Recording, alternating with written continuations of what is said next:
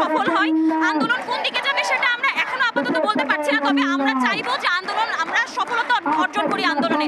এই আন্দোলনের জন্য সফল হয়ে আমরা ফিরতে পারি ঘরে।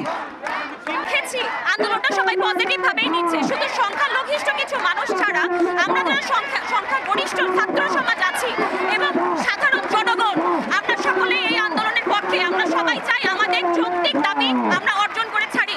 আমরা সরকারের বিপক্ষে নই, আমরা সরকারের পক্ষে। আমরা সবসময় সরকারের পক্ষে ছিলাম, সরকারের পক্ষেই আছি। তবে আমরা শুধু একটা লজিক্যাল দাবি সরকারের কাছে করছি যে আমাদের নৈতিক যে অধিকারটা, আমাদের যে সামাজিক অধিকার, যেটা আমাদের কনস্টিটিউশনের মূল অধিকার, সেটা যেন আমাদেরকে দেওয়া হয়। আমরা যেন এই দাবিটা আদায় করতে পারি, সরকার আমাদেরকে এতটুকু সুযোগ দিক। কারণ আমি জানি না আমার চাকরি হবে কিনা, কিন্তু আমার আর 5টা মেধাবী ভাই এখানে বসে আছে যাদের চাকরির অনেক দরকার। আমি চাই এবং আমরা সবাই চাই মেধার যোগ্য মূল্যায়ন হোক।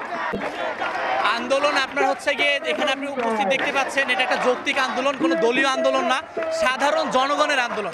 বাংলাদেশ কি গণপ্রজাতন্ত্রী বাংলাদেশ সরকার, সাংবিধানিক বাংলাদেশ, সংবিধানে কি বলা আছে? প্রত্যেক নাগরিক সমান অধিকারের অধিকারী।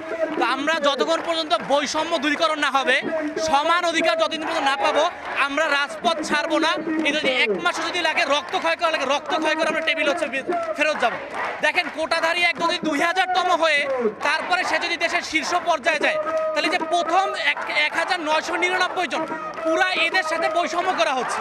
তো যেখানে অবশ্যই দেখেন এমনি আপনারা কিন্তু মেধাবীকে বাংলাদেশে রাখতে পারছেন না।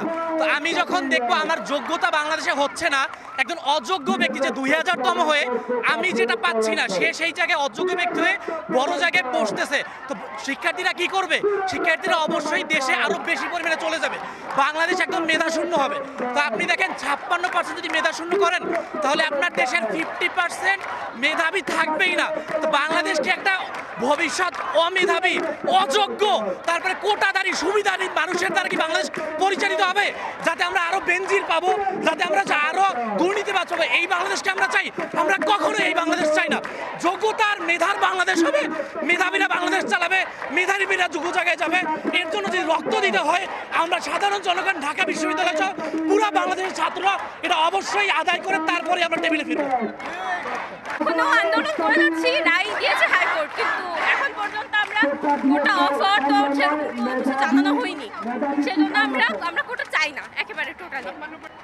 সামান্য পার্সেন্ট যারা পিছিয়ে পড়া আছে তাদের জন্য ঠিকঠাক আছে, কিন্তু 30% পুরো মুক্তিযোদ্ধাদের দেওয়া, এটা সেই পাকিস্তানি আমলের মতোই হয়ে যাচ্ছে, যে টোটালি একটা নির্দিষ্ট মানুষ সবকিছু পাচ্ছে কিন্তু সাধারণ মানুষের উপর বৈষম্য করা হচ্ছে।